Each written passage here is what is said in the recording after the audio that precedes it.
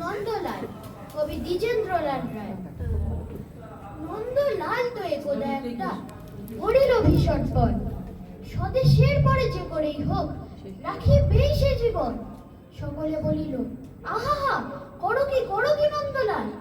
নন্দ বলিল বসিয়া বসিয়া রইব কি চিরকাল, আমি না করিলে কে করিবে আর উদ্ধার এই দেশ। তখন সকলে বলিল বাহবা বাহবা বাহবা বেশ।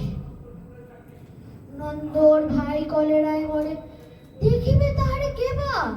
সকলে বলিল যাও না নন্দ, করো না ভাইয়ের সেবা। নন্দ বলিল ভাইয়ের জন্য জীবনটা যদি দিই, না হয় দিলাম, কিন্তু অভাগা দেশের হইবে কি। বাঁচাটা আমার অতি দরকার, ভেবে দেখি চারিদিক। তখন সকলে বলিল হা হা, তা বটে ঠিক।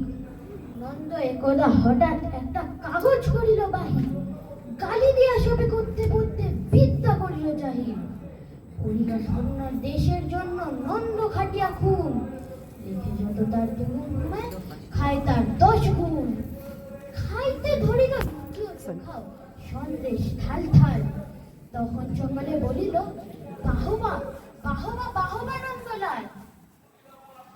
নন্দ একদা কাগজেতে এক সাহেবকে দেয় গালি, সাহেব আসিয়া গলাটি তাহার টিপিয়া ধরিল খালি।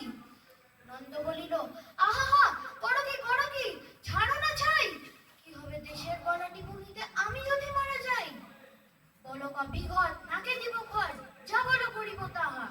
তখন সকলে বলিল বাহবা বাহবা বাহবা বাহা।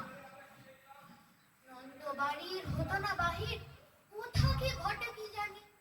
চড়িত না গাড়ি, কি জানি কখন উল্টায় গাড়ি খানি। নৌকা ভীষণ ডুবিছে ভীষণ, রেলে কলিশন হয়। হাঁটিতে সর্প কুটকুট আর গাড়ি চাপা পড়া ভয়।